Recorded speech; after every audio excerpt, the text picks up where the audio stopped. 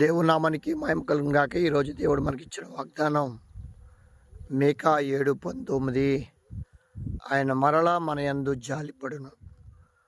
ఆనాడు ఇజ్రాయేలీల యొక్క మొర ఆయన సన్నిధికి చేరినప్పుడు ఆయన మోషేను వారికి కాపరిగా పెట్టి వారిని నడిపించి విడిపించి శత్రువుల చేతిలో నుండి వారిని చాచిన బాహుతో రక్షించి వారిని పాలు తేనెలు ప్రవహించే దేశానికి నడిపించాడు.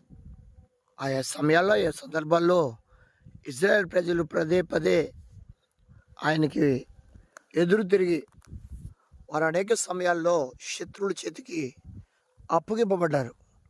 వారు ఆ శత్రువుల చేతిలో దీనస్థితికి పోయినప్పుడు వారు మరలా దేవుని తట్టు తిరిగినప్పుడు లేకపోతే దేవునికి మొరపెట్టినప్పుడు దేవుడు వెనువెంటనే అద్భుతాలు చేసి వారిని మరలా విడిపించేవాడు.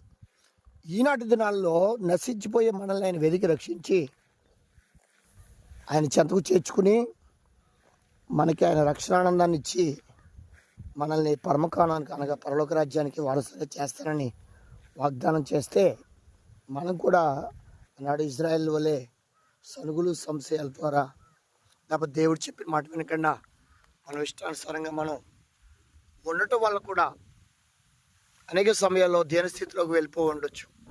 కానీ నా దేవుడు ఈరోజు నీతో చెప్పే మాట ఏంటంటే, నువ్వు ఎలాంటి స్థితి పరిస్థితుల్లో ఉన్నా, అది బలహీనతైనా, కరువు కష్టాలైనా, ఇరుకు ఇబ్బందులైనా, ఏమైనప్పటికీ కూడా వాటన్నిటిలోంచి నా దేవుడు విడిపించుటకు శక్తిమంతుడు. ఆయన మన యందు జాలి చూపించేవాడే.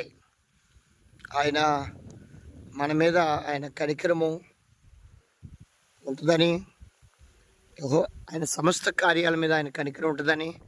ఎందుకంటే ఆయన మంచివారి మీద చెడ్డవారి మీద సూర్యుని ఉదయింపజేస్తున్నాడు. ఆయన అందరికీ వర్షం ఇస్తున్నాడు, అందరికీ ఆక్సిజన్ ఇస్తున్నాడు. అందరూ బ్రతకాలని చూస్తాడు, అందరూ మారాలి, రక్షణ పొందాలి, నిత్యరాజ్యానికి పరలోకానికి వారసులు కావాలనేదే దేవుని యొక్క ప్రణాళిక, చిత్తం. అందుకనే ఆయన మన మీద జాలి పడుతూ ఉంటాడు. ఎందుకంటే మనం భక్తిలో ఉన్న శక్తిని ఆశ్రయించక ఇంకా ఇంకా పాలు తాగేవారిగా ఉంటేనే దేవుడు మనల్ని చూసి జాలి పడతాడు, మళ్ళా దేవుని తట్టు తిప్పుకుంటాడు, బలమైన ఆహారం పెడతాడు, బలపరుస్తాడు. ఆయన రాజ్యానికి మన వారసులుగా చేయగలడు. ఆయన సర్వశక్తిమంతుడు. ఆయనకు అసాధ్యమైన కార్యాలు ఈ భూమి మీద ఏవీ లేవని విశ్వసిద్దాం. ఆయన మన యందు మరలా జాలిపడి మనల్ని కాపాడి పోషించి సంరక్షించే దేవుడు. ఆయన నమ్ముకున్న మనం ధన్యవాద దేవుడు. ఈ మాటలు మన వెనుకల్లో దీవించి ఆస్వాదించును గాక. దేవుడు మిమ్మల్ని మీ కుటుంబాలను దీవించును గాక.